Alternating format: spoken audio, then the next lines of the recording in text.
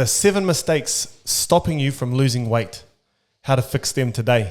We're going to provide some solutions, something that we've plenty of experience with over the years, and we're going to start at number 1. You're guessing instead of tracking.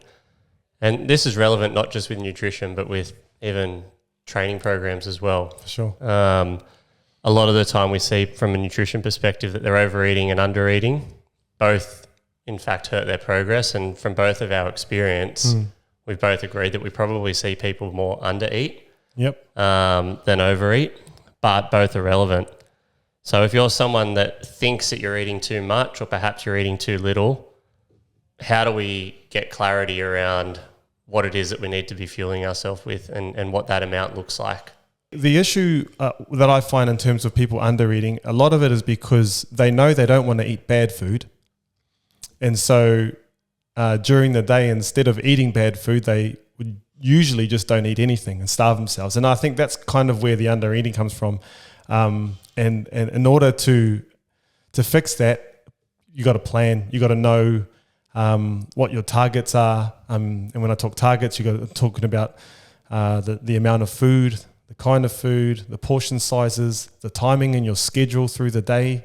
There's just so many things to consider, but none of that involves eating, actually, which is probably why people find it so difficult. It's just a chance to sit down and work those things out. And I think it all aligns with what your actual purpose is too. You know, this is geared toward weight loss, but ultimately when you're determining how much food you need to eat and what those macros look like, it comes down to what you require to fuel yourself to function as optimally as you can. And that's not just your body, that's your brain. That's every single function that you need to do, whether you're trying to train 5-6 times a week, whether you're a stay-at-home mum, whether you're a pregnant woman, whether you're a CEO. We've all got different targets that need to be met to allow us to function optimally. It takes into consideration things like our age, our height, our weight, our activity level. There are a whole heap of different things that contribute toward determining that number. But most people are running blind and getting to the end of a 6-week block or a period of time and wondering why they haven't achieved a certain result. And I guess the fix here is trying to educate people toward, number one, identifying what their purpose is, and number two, creating that structure with the tools that we've got available to us to guide them on the right path.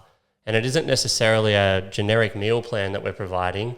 What we're doing is we're actually giving them the tools to understand how much fuel they need and what that fuel looks like. And they may be so far removed from that target in week 1, but gradually over time, we actually educate them as to how they need to fuel themselves, what that looks like, what those meals look like, what the calories look like, how much protein they need, how many carbs, what their fat content is. And they get just so much more knowledgeable around how they can actually fuel themselves, not from a weight loss perspective, because ultimately that is a byproduct of doing all of the things right, but more just from functioning optimally. And it's a game changer. This is one of the biggest points there. For us at Fit Collective, we take their information, we've got a complete snapshot of where they're at, and we give them access to that. We can see day by day exactly what they're eating as it integrates with MyFitnessPal. And we can guide them and provide the necessary advice and recommendations to gradually see improvement over time, rather than just saying, all right, eat 1,000 calories this week, you'll lose 10 kilos in 6 weeks, and at the end of it, they're fucked, because it's just not maintainable, nor is it a lifestyle approach. It's just a quick fix, and we're not about that. We want a maintainable lifestyle approach. Absolutely. I think for one thing you said there was meal plans. I've always not been a fan of meal plans. Ever since I started, I guess it was kind of the norm to, can you please write me out a meal plan? And people selling meal plans for 8 weeks for $500. And it just never sat well with me, even to the point now after all this time. It's just, if somebody is writing you a meal plan, it doesn't really fix anything. It doesn't educate. Like anything, it's maybe a good place to start for some people, but even then, I disagree. I think long term, like with some of our clients, we're working with them for 3 months. We can provide a meal plan after that time once we've got all of the information we need. Yeah. Because we know where their numbers are at. We know the types of foods they like. We know when their working schedule is. We know when they're going to bed. We've got that information. But without that information, it's too generic. Absolutely. And it's that cookie cutter method just doesn't work. They do. Majority, your personal trainer, if they're writing your meal plan, almost guaranteed they're just copy and pasting and sending it to the next person. As you say, cookie cutter doesn't really... It's an easy way to make some money, I guess, but it doesn't never sit well with me. And just one other thing, I guess you were saying about, I guess, the results. There are a lot of people out there in terms of weight loss that can begin the journey and without very much change in their routines or their habits or even their exercise or even their food sometimes, they can actually get results. If they're a little on the heavier side, then it's probably a little easier. All they need to do, maybe they just get out for a walk every day.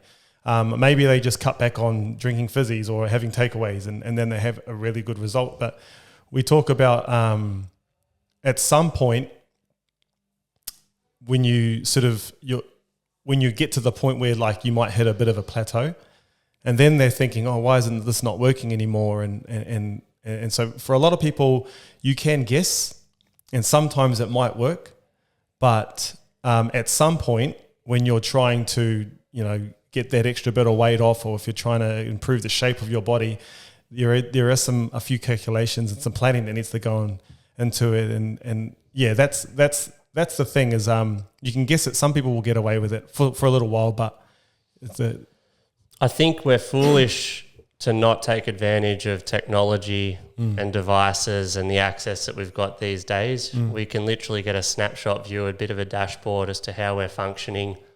And from a nutrition perspective, the technology is so up to speed that we can be quite accurate with where we're at and what we need to be doing. So it's at our disposal. We take advantage of it from a business.